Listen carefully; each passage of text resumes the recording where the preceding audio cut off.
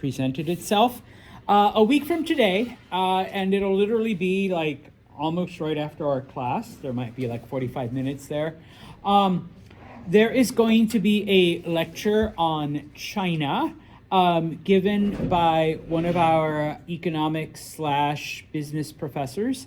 So obviously it might focus on the economical, stuff that's going on. China's right up there, maybe even better than us at the moment.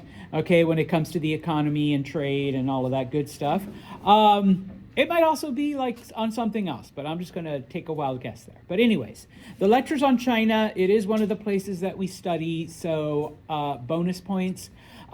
Those of you that are new to Mr. Santos when it comes to bonus, all I expect is just a summary, what the presenter spoke about, your thoughts, your opinions. Did you learn something? What did you find interesting? I'm not very strict, I just want you to go. I want to give you the points. So, just something to show me that you were there and that you paid attention for part of it. You don't have to stay for the whole thing. I know that some of you sometimes have to leave, or maybe if you're in another class, you might show up a little late. Don't worry about that. It shouldn't take more than an hour. These presentations are about an hour, all right? And if the bonus points or curiosity about China isn't enough for you, there's always food. And no offense, but American Chinese food is not real Chinese food. But there's bound to be egg rolls and dumplings at least. At least there was last time. All right, so, okay. I'll remind you, of course, over the next few class periods. Does it start at 2:30 or does it? It starts at 2:30. Okay. So we can. Yeah. All right. There will be at least one usually that falls not when you have class time. Yeah, unfortunately. Okay. Wait, So how long is it? it's about an hour.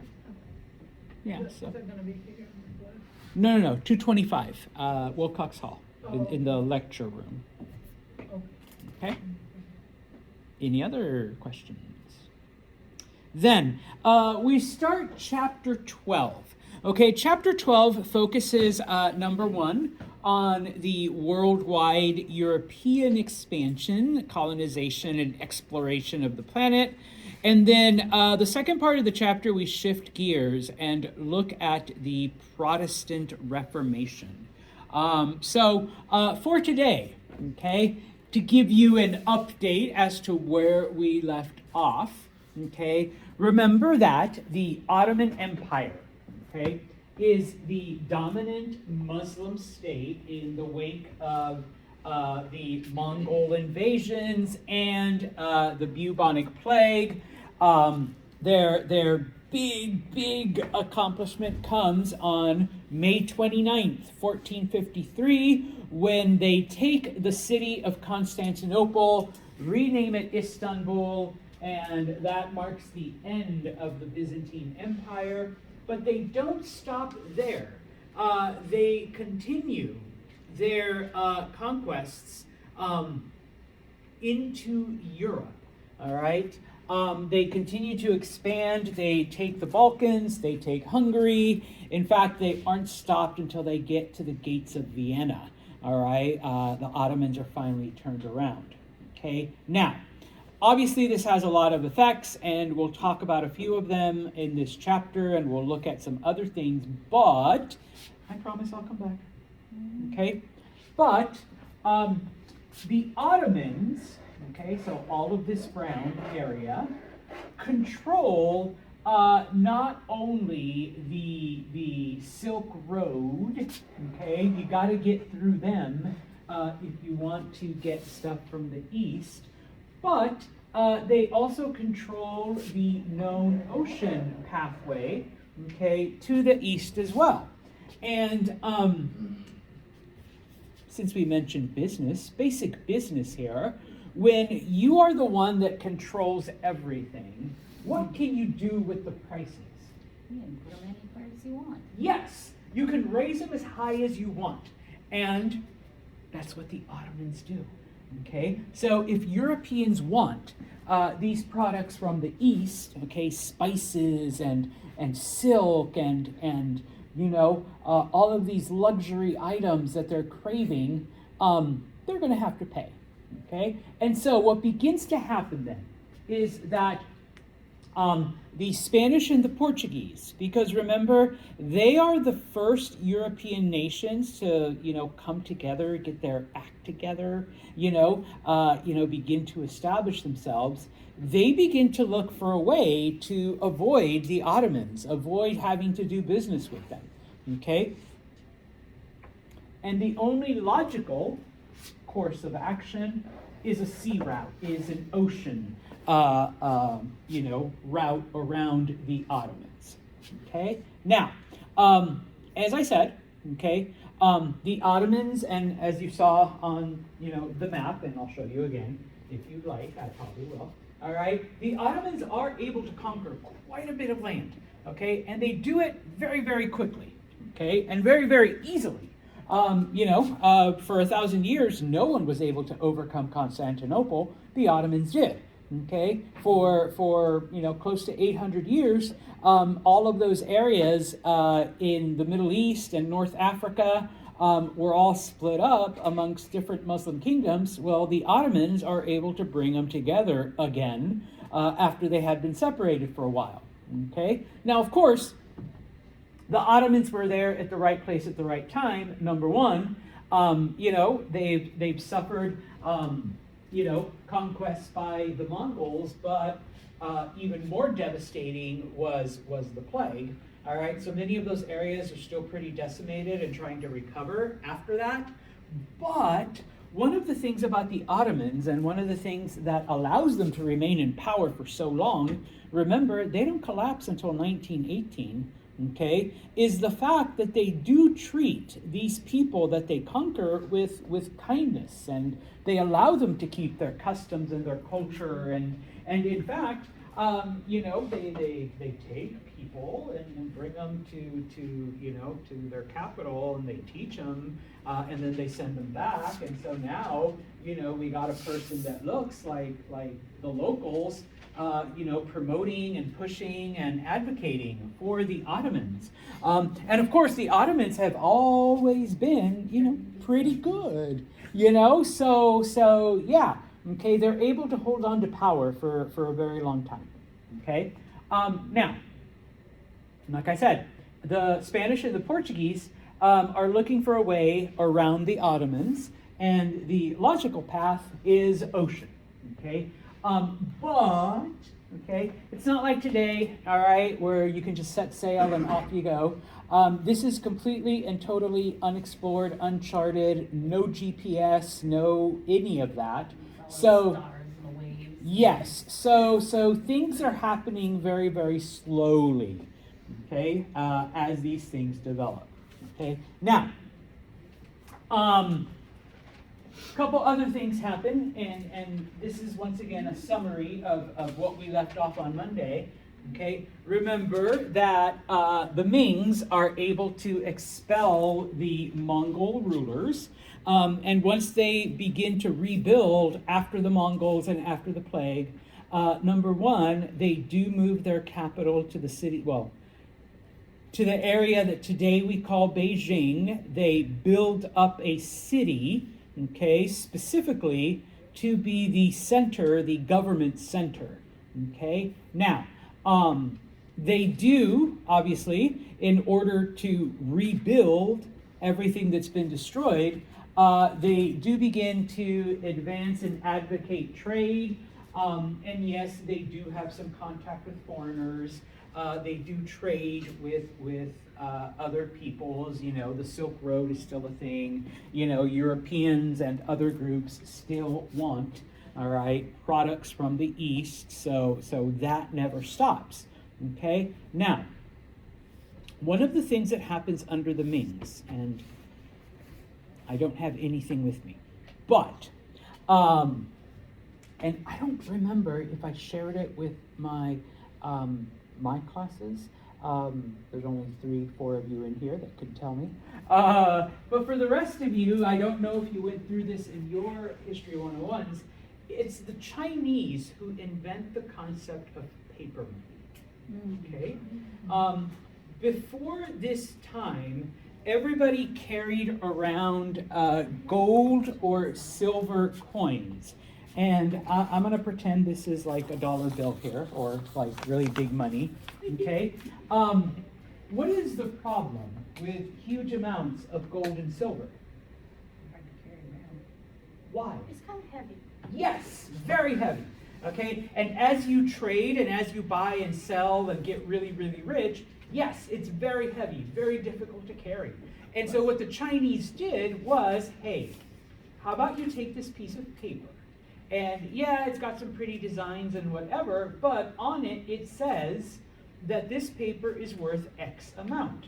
And so when you go to these special organizations that we've created that hold gold and silver, you can say, hi, I'd like to trade in this beautiful piece of paper for gold and silver. And so the cashier looks and says, okay, you get like 20 bars of gold and 50 silver coins. So here you go. Okay? And so the Chinese come up with this idea. Okay? Now, the Mings are like, you know what? Paper sucks. All right? And so what they do is they eliminate the paper money process. Don't worry, it comes back. All right? And despite the fact that Mr. Santos has nothing, all right, y'all are using paper money, right? Kinda, sorta. All right, yeah, I know we're switching. All right, we're getting rid of that too. Again, like the Mings. But what the Mings decide to do is only work with real, okay, stuff. And so what they do is they go to a silver standard, okay? They do accept gold, but because there is less gold available than silver, they base their economy on silver. And so that eventually they will only accept silver for different things. Okay? So we're doing away with paper money. We're okay with gold, but we would much rather have silver. Okay? Now,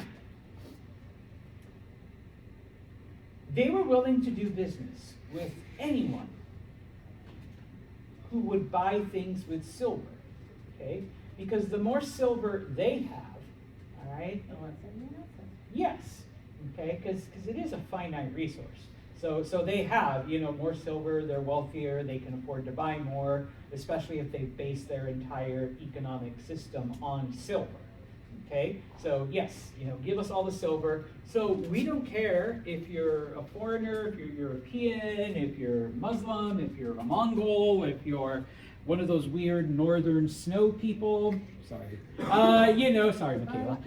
We if you have silver, you're welcome. Okay, come in, come shopping. Okay, now, around the 1500s, most of the silver that ended up in the Chinese treasury came from Japan. Okay, Japan was known as the Silver Islands for a while. They're not overflowing with silver anymore. Okay, after the 1570s, though, the Spanish first make contact with Asia. Okay, I know it takes them about 100 years. Columbus was supposed to have gotten there much sooner, but America got in the way. America got in the way. But okay, the thing is that by this point in time, okay, the Spanish are mining silver from the Americas, from Mexico and Bolivia and a couple other places, like crazy. The Spanish are mad rich with silver and gold and treasure. And they're like, wow, we just discovered we made it to China. We're getting all of this Chinese stuff. And guess what? All they want is silver. Okay, and we got lots of it. We can take it out of Bolivia and buy just about everything we want. Okay, and so the Spanish actually take over the Philippines and establish colonies there. And so basically you begin to see a trade that goes from the western coasts of Mexico to the Philippines, and then from the Philippines to China, and then back to Mexico. And just on a side note, Mexican food was originally not spicy. It is the different spices and peppers from India that were part of this silver trade that eventually end up in Mexico. Okay, so you know, I know who to blame for my addiction to, you know, hot sauce and stuff like that. And no offense, my white friends, but you know, y'all food is too bland. All right, you need some jalapenos in there. Okay, more jalapenos. Okay, now, so the Chinese are getting crazy rich. Well, not rich, but they're getting a lot of silver from Japan, and they're getting a lot of silver now from the Spanish. Okay, and so they're like, there has to be more of it out there. We need to get as much as we can here. Okay, and so number one, they begin to explore parts of the Indian Ocean. Okay, and yes, they eventually make it to India. All right, so you know, hopefully now you're getting the map. So like the spices and stuff, the peppers, they make it to China, from China to the Philippines, from Philippines to Mexico. Silver comes to the Philippines and Philippines to China, and then the Chinese are able to trade with the Indian, and so it's all like starting to connect. Okay, at some point the Chinese do make it to East Africa as well, and so now East Africa has a lot of gold, which they're kind of okay with. All right, we'll take the gold, but there are other things.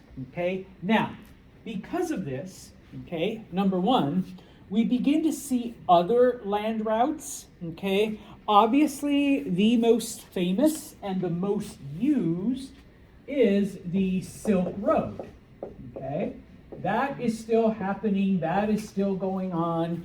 And yes, you know, there's still missionaries, but obviously it started off as a trading route, and it's still being used. But now that we have an expanding population, okay, we have one that basically people in Northern Europe are starting to take, instead of heading, because remember, who controls the area where the Silk Road ends now? Yeah. The Ottomans. Okay, and you know, if we have to, we'll do business with them. But if we can avoid them, we're going to try. So we begin to see, number one, okay, the Baltic route, where you go into Northern Europe, into the Baltic countries, which today would be, you know, parts of Poland, Lithuania, Estonia, Latvia. Okay, and then from there they travel to Moscow, and then from Moscow they make it into Central Asia, and then they can pick up that part of the Silk Road into China. Okay, what's the only problem with this route? It's longer? One, it's longer. Do I need to open the windows to give you a visual demonstration? Oh, it's colder? Yes! Okay, you can only use it like 5 or 6 months out of the year. The rest of the time it's frozen. Okay, the Baltics, Moscow, okay, winter. Yeah. All right, Russian winters are nothing to laugh at. Okay, Colder than us. So maybe, although right now it's colder than Alaska here. Okay, just FYI.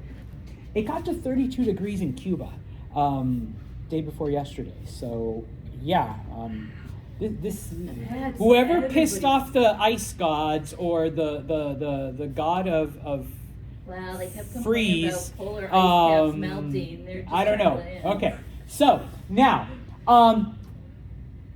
yeah, there's issues with this route. So obviously, even though people don't want to, they are still using the port cities and the routes that go through Muslim territory and that go through the Ottoman Empire.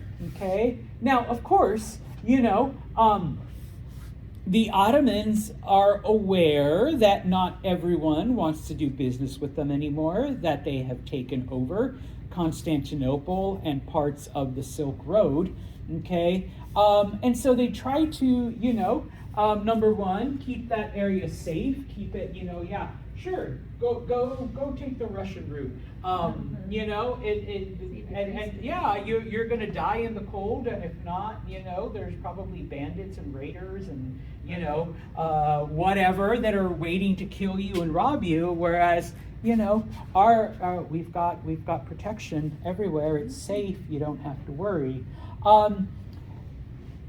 If you took History 101, hopefully you remember that King Darius of Persia did establish rest areas and areas for refreshment and areas, you know, and such. And so what the Ottomans do is they expand on this, okay? So in this case, yes, there are places every 21 miles where you can sit, where you can rest, where you can eat, where your animals can graze, where your animals can, you know, whatever, okay? And so in this case, they expand that so that some of the largest ones within Ottoman territory can accommodate up to like 800 people and their herds, okay? Which is big, okay? Because, you know, my horse needs to eat too, and my horse needs to wander around, and my horse needs to be able to relax and, you know, goof around with other horses, and, you know, whatever, you know, type of thing, okay? So, the Ottomans are trying to make their routes a bit more accessible. This map just shows then some of the ocean routes that the Chinese and the Indians open up, okay, and then at some point the Ottomans and other and the Persians and whatnot also begin to use. All right, the most commonly used routes along the Indian Ocean. Okay. Finally, okay. As I mentioned, once Constantinople is taken, the Ottomans continue their conquests. Okay. Suleiman, who once again has the title of being the Magnificent, under him the Ottomans reached their greatest power, their greatest expansion, their greatest control. Okay, under him the Ottomans are able to conquer Egypt. They're able to conquer all the way into Persia, parts of Persia. They're able to conquer most of southern Europe. In fact, by 1550, okay, the Ottomans have conquered, like Hungary is Ottoman for a period of time. They're stopped at the gates of Vienna, okay, but they also have taken parts of southern Russia. They've taken large portions of Arabia, so, you know, Arabs are now part of the Ottoman Empire. They have taken every part of North Africa from Egypt to Morocco. So in a great sense, I mean, they've almost restored what was the Byzantine Empire at its highest, but then they've managed to take, you know, parts of Arabia, Mesopotamia, and parts of Persia as well.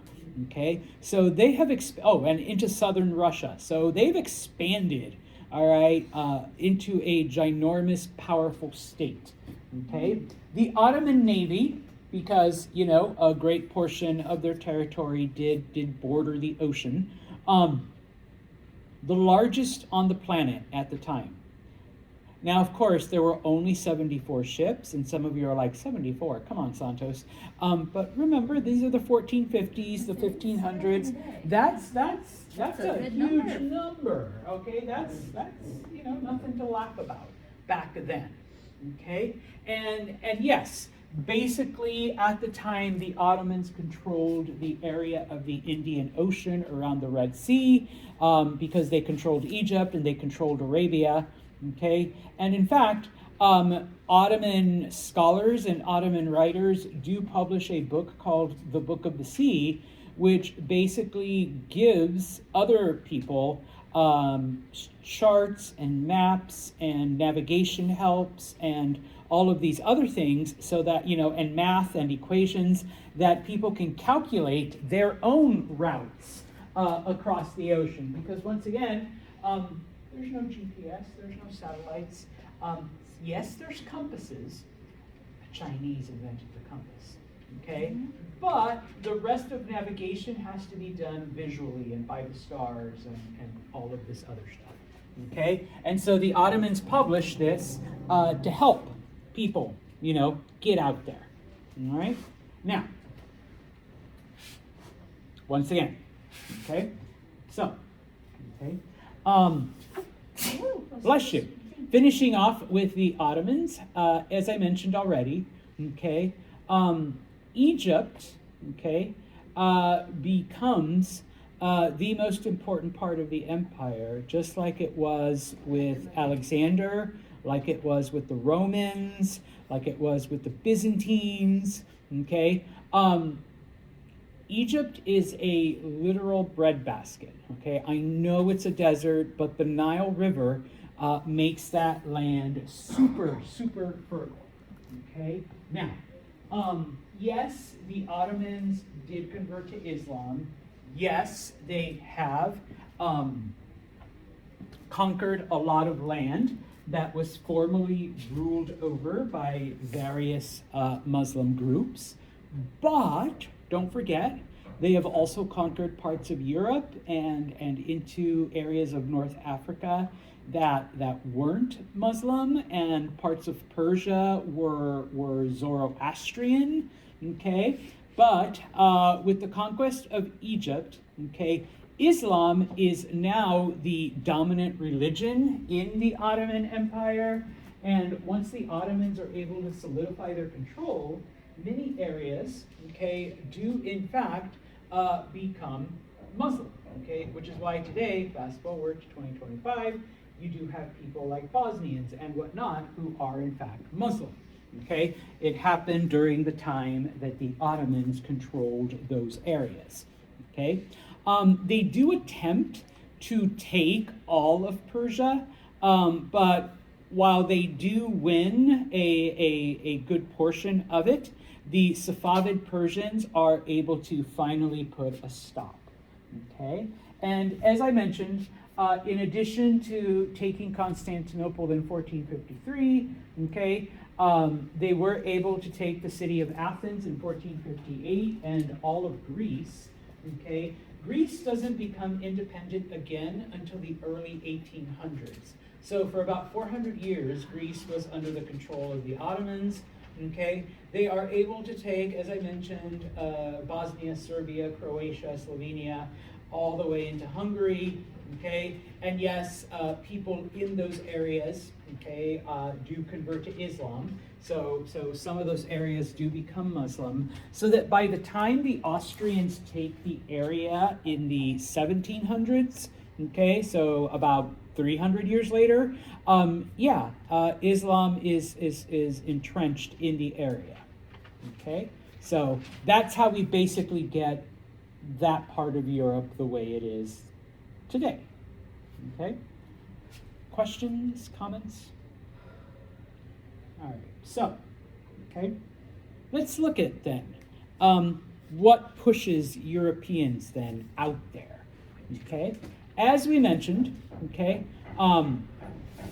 the Ottomans control most of the land and most of the sea passages, okay? And so Portugal, because they are able to come together as a nation first, they are able to, solidify their control before other European countries. It is the Portuguese that actually start the age of exploration, okay? Now, obviously, the Portuguese know that they can't go this way, okay?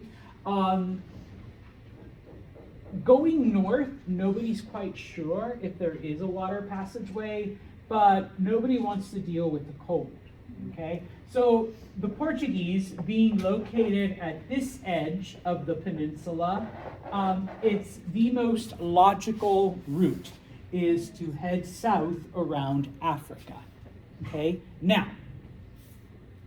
number one, you have to remember that, yes, they have boats, they have ships, they have the knowledge, but their knowledge is kind of limited, okay, number one, and their ships, at least even by our standards, like if you have like a recreational boat or if you go sailing on Lake George or whatever, is still pretty primitive, okay? And so they wanted to and this is part of the reason why they didn't go north, they still wanted to maintain sight of land. They wanted to be sure that if something happened, they could turn and end up on land, okay? Now, some of the legends, though, okay? During the Middle Ages and into the Age of Exploration, there was the story of a lost Christian kingdom somewhere to the south that was led by a ruler named Prester John. Okay? And most Europeans of the time had heard the story. How many actually believed in it? Okay, it's hard to justify or hard to quantify, excuse me, but this was enough amongst most of the common people, this story, that they're like, maybe while we're exploring, we'll run into the kingdom of Prester John.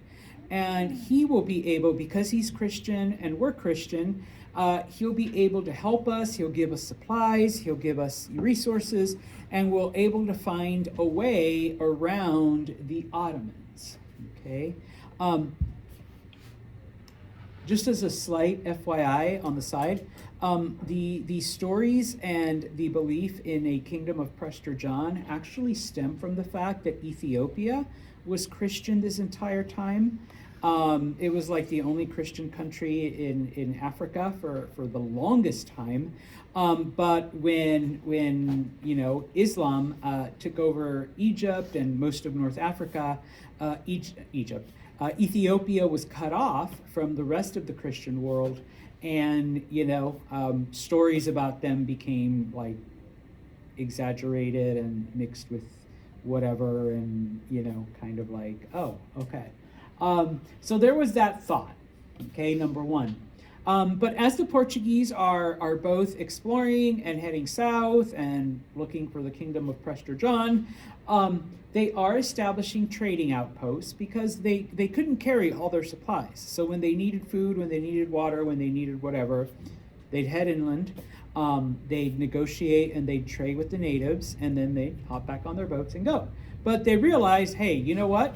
At some point on the way back, we're going to need them, and if future expeditions come, we're also going to need, places to refuel and reload and reprovision.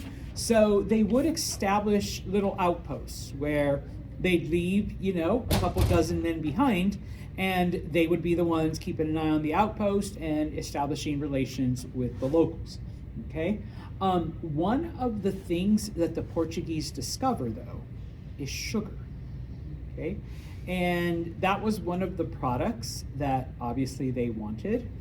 If you recall from History 101 and the Muslim Green Revolution, Muslim missionaries brought back all kinds of food and other things from Asia. They discovered sugar in India, and they brought sugar back and discovered that it grew really, really well in Africa. Okay?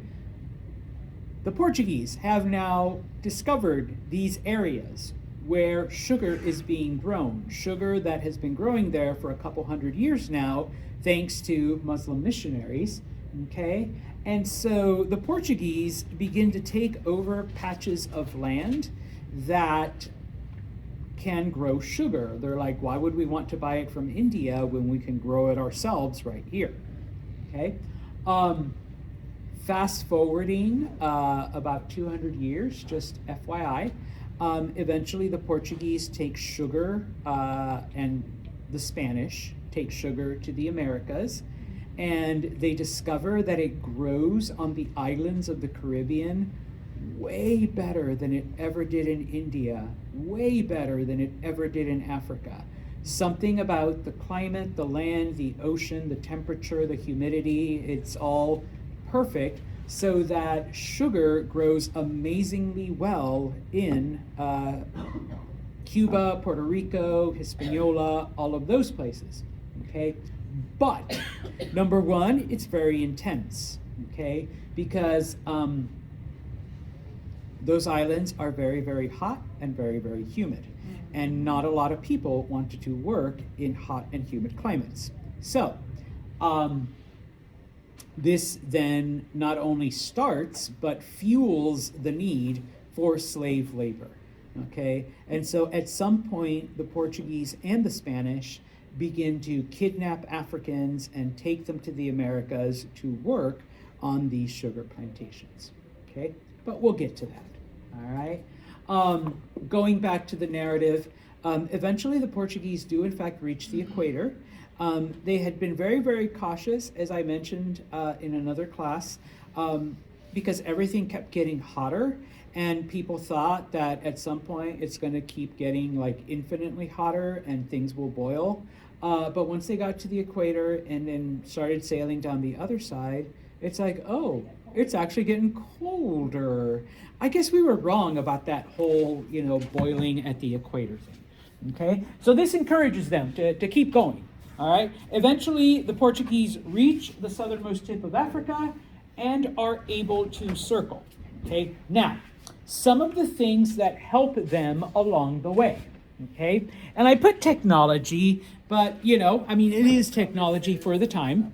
Okay. Number one. Okay. Because the Portuguese are busy exploring, they do come up with shipbuilding ideas and shipbuilding technology. They come up with two types of ships, okay? Number one is the carrack, okay, which incorporates the use of 3 and 4 sails, okay, thereby increasing the speed of the ships because they're able to capture more wind, okay? They're bigger, so in rougher waters, they're a little bit more stable. But probably the most important one is the invention of a type of boat known as the caravel. Not so much boat, but the sail, okay? In that they are triangular sails, so that up until this time, okay, the sail catches the wind and it propels you forward. But what happens when the wind is blowing into you?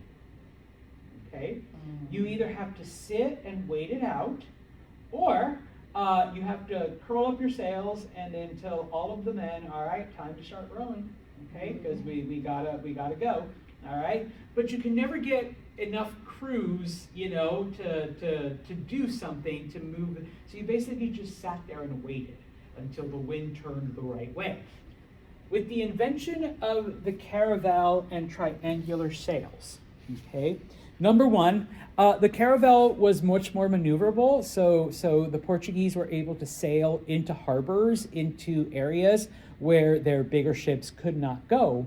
But most importantly, you can turn these sails so that it can capture the wind even if it's coming at you and funnel it around into the mainsail, and now you can actually sail into the wind. Okay? That is known as tacking. Okay? Now, I am not a sailor, but I know enough. Okay, and if you ever go to a maritime museum, this is where I first learned it, they actually give you these little wooden boats that you can control, and then they put a fan, all right, and then they have you play around with it, and they're like, okay, now turn the back sail this way and turn it this way, and you will watch your boat go into a fan, and it'll sail forward, okay, and you're like, and then they sit you down and they show you a video on tacking and how the triangular sail, when you turn it a certain way, it captures the wind and it do that. But if you leave it right here, then it just blows it backwards, and like all of this stuff. And if the wind is behind you, then you just furl the sail down and let your mainsail take everything. At the Utica Children's Museum, there's something kind of like dialed down, but with car like that. You can do it with cars too, yeah. Okay, you can do it with boats, with cars, whatever, and just like a regular fan from Walmart, and to show this basic principle. Okay, well, it's the Portuguese that come up with it. Okay, and so now, okay, they are able to, really get moving. Okay, so as I said, okay, before that, okay, oh, geez, I can't believe I almost forgot the most important part of technology. The Chinese are the ones who invent the compass. The Portuguese improve it. Okay, they make it more accurate, they make it more precise. They are also the ones who come up with a device known as an astrolabe, which basically measures, you can, I've done this before, but I'm not very good because I suck at math. And I know you guys will probably never have to use this skill because you can just ask Siri or someone to tell you where you are and which way to go. All right, but there is a way to calculate different directions by using the stars, and if you know how far up off the horizon they are, you can use math to calculate which direction to go in, and depending on where the star is, how high up it is, you can determine with almost perfect precision. I was never good at that part. Almost perfect precision, your latitude and longitude on the map. Okay? Now, it was Arab sailors that came up with that, but it is Portuguese sailors who invented a device that allowed them to see precisely where the stars were, making their math more accurate. Okay? And yeah, really good people, and if you can do math, I'm really bad at math. You can get within a few meters, feet of where you actually are on the planet. Knowing that and knowing which direction you're going, okay, incalculable. All right. Now, when I lived in California, I could tell you where the North Star was and where Venus was. I've lived in New York over 20 years now, and I still can't find it. It's hard. Maybe it's just because I got used to the skies on the West Coast. And if you don't believe that the skies are different, they are. Okay. I lived in South America for 2.5 years. I didn't recognize any stars except for the Southern Cross, but that one was pretty easy to find, and I could find my directions that way. All right. Once again, shit you don't need to know anymore because, hey Siri, which way do I go? And they will tell you, or she will tell you, or whoever will tell you. But once upon a time, okay, all you had were the stars and a compass, and boom. Well, the Portuguese were able to perfect it. Okay, and so in this case now, they are able then to sail in a very precise fashion. Okay, they sail around Africa. Yeah. Was the concept of a map a thing? Yeah, but nobody's been there before. Fair. So, yes, the Portuguese are drawing, also they're making maps along the way, but if you're the first, it's kind of like, all right, nobody's seen this before, okay? Now, when the Portuguese arrive in India, one of the things about the Portuguese is that they didn't try to establish colonies, okay? All they wanted was spices and treasure and cinnamon and cloves and vanilla and food and carpets and silk and all of that, okay? They were just interested in trade, okay? Now, some of the people they met in India didn't want to trade with them, okay? The Portuguese fired their cannon a few times, destroyed a building or two. They literally pulled out the big guns, and the Indians were like, okay, yeah, we'll trade with you. Okay? All right. One of the first, a man named, these are modern recreations. On the left is the caravel, okay? That rear sail is the one that turns, and the front one turns slightly, okay, to be able to harness wind so that once again you can sail into a breeze. All right. On the right hand side is a carrack. Many ships before that only used one sail. The Portuguese were like, well, if one gets us a place, why not use 3, 4, add more, and we can increase our speed, we can increase our maneuverability, which it worked, okay, type of thing. Okay. Vasco da Gama, okay, was the first to do this. Okay. He sails around Africa, goes to the Indian Ocean. When he comes back to Portugal, he quite literally makes a 4,000% profit on everything he brought back. All right, between cloves and cinnamon and vanilla and spices and silks and porcelain and all of this stuff that he brings back.